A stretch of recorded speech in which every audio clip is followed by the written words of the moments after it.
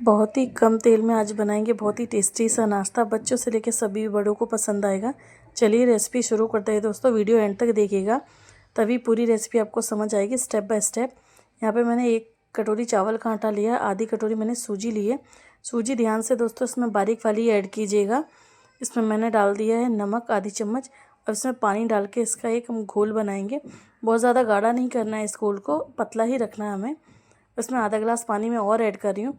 और दोस्तों आपको मेरी रेसिपी कैसी लगती है ज़रूर बताइएगा कमेंट में। और वीडियो पसंद आए तो वीडियो को लाइक कीजिए, चैनल को सब्सक्राइब कीजिए। यहाँ पे देखिए मैंने इसमें पानी डाल दिया और मैं पानी ऐड किया तो टोटल मैंने यहाँ पे 1.5 गिलास पानी का यूज़ किया है।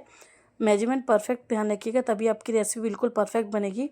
यहाँ पे घोल बन चुका है हमारा, इसको रेस्ट देते हैं। तब तक हम यहाँ पे एक कढ़ाई मैंने आधी चम्मच ऑयल डाला है।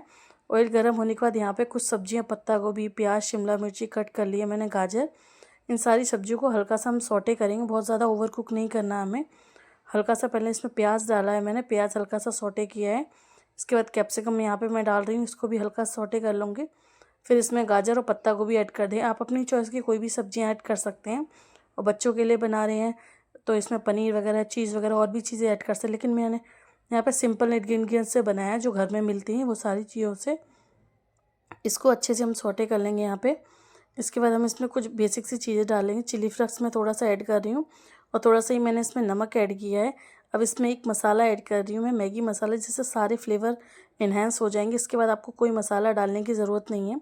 आप चाहे तो यहाँ सोया सॉस, विनेगर और भी चीज़ें ऐड कर सकते हैं। मैंने बस ये मैगी मसाला डाला क्योंकि यही एक मसाले से बहुत ही अच्छा टेस्ट आता है। और दोस्तों आप मेरी रेसिपी कहाँ से देखते हैं मुझे कमेंट में ज़रूर बताइएगा।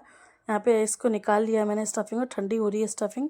चलिए तब तक यहाँ पे हमारा बैटर भी देखिए अच्छे से सेट हो चुका है इतना। अब यहाँ पे मैंने एक यहाँ पे ये इस तरह का लिया है ढोकला कंटेनर। आप चाहे तो प्लेट ले सकते हैं, उसको अच्छे से ग्रीस कर लेगा।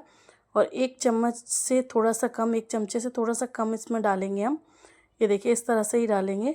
उसको गोल गोल इस तरह से फैला लेंगे हम। इस पतली शीट बनानी है, बहुत मोटी नहीं करनी है। इस तरह से हल्के से टैप करके इस तो स्टीमर में मैं रख दूँगा। आप चाहे तो कढ़ाई में भी इसको स्टीम कर सकते, 2 से 3 मिनट में अच्छे से ड्राई हो जाएगा।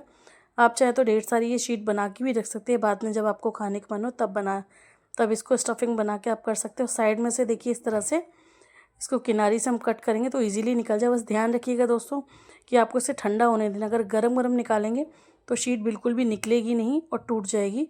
ये छोटी छोटी बातें मैं आपको बताती रहती हूँ ताकि आपकी रेसिपी बिल्कुल बिगड़े नहीं, परफेक्ट बने। और ये देखिए इस तरह से शीट सारी निकलती, देखिए शीट कितनी ट्रांसपेरेंट है।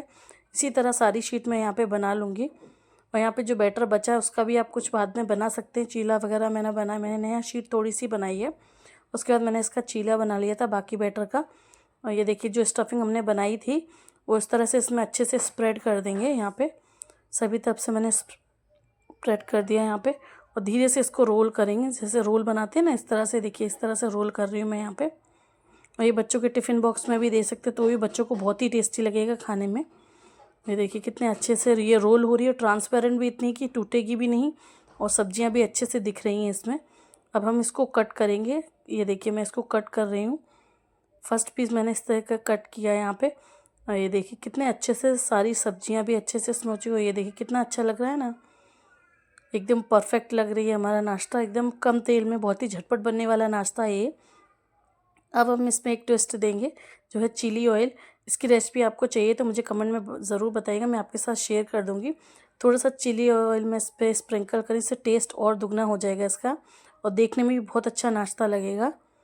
ये देखिए सारा चिली ऑयल मैंने कर दिया। रेडी है हमारा गर्मा गर्म नाश्ता। आप इसको क्या बोल रहे हैं कमेंट में ज़रूर बताइए। रोल बोलते हैं, क्या बोलते हैं, कमेंट में ज़रूर बताइएगा। और तैयार है, आप खा के एंजॉय करके मुझे बताइएगा आपको ये कैसी लगी रेसिपी। ऐसी वीडियो के लिए मुझे फॉलो करते रहिए। मिलते नेक्स्ट वीडियो में। बाय दोस्तों।